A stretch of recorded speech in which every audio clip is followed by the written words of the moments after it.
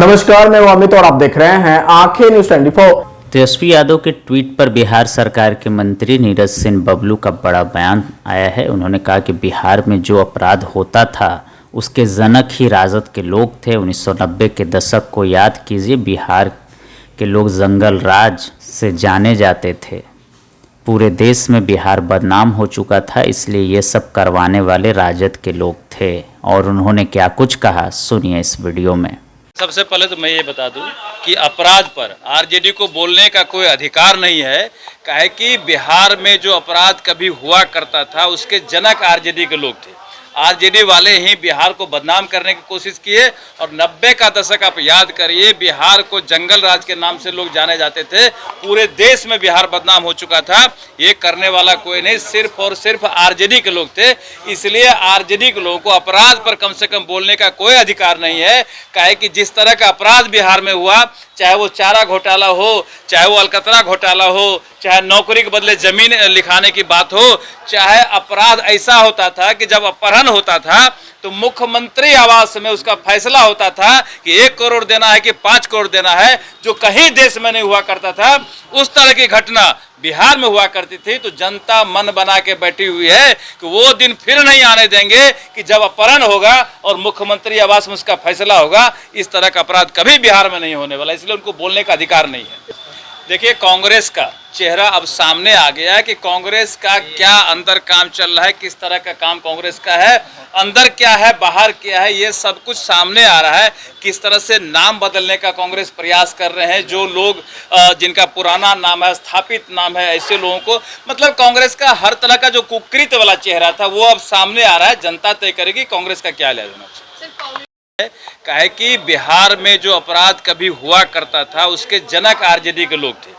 RJD वाले ही बिहार को बदनाम करने की कोशिश किए और 90 का दशक आप याद करिए, बिहार को जंगल राज के नाम से लोग जाने जाते थे। पूरे देश में बिहार बदनाम हो चुका था। ये करने वाला कोई नहीं, सिर्फ और सिर्फ आरजेडी के लोग थे।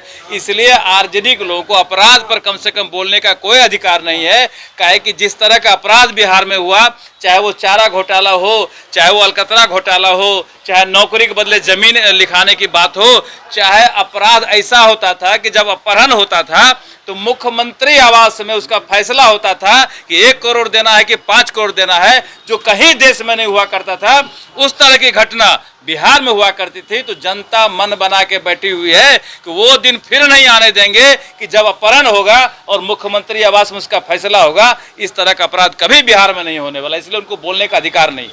आंखें जो आपका चैनल है उसके लिए और उसके दर्शकों के लिए 2 लाइन की हम शुभकामनाएं अपने ढंग से देते हैं। आप सब में मिठास घुल जाए बांसुरी और बीन की तरह, और लोग आपको भी प्यार करने लगे वैक्सीन की तरह।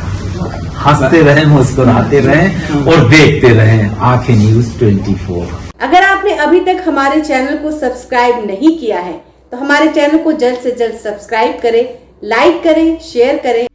अगर आप भी अपने दुकान, प्रतिष्ठान, school, college, coaching centre, restaurant, cafe का विज्ञापन देना चाहते हैं, वो भी किफायती दर पर, तो आंखें न्यूज 24 लेकर आया है आपके लिए एक सुनहरा मौका। आंखें न्यूज 24 न्यूज़ पोर्टल की दुनिया में बिहार का सबसे उभरता हुआ चैनल, जहां बिहार झारखंड से जुड़े तमाम बड़ी खबरें देखने को मिलती है। तो देर किस बात की, आज भी जुड़े आंखें न्यूज 24 के साथ। संपर्क करें हमारे व्हाट्सएप नंबर 8935876430 पर।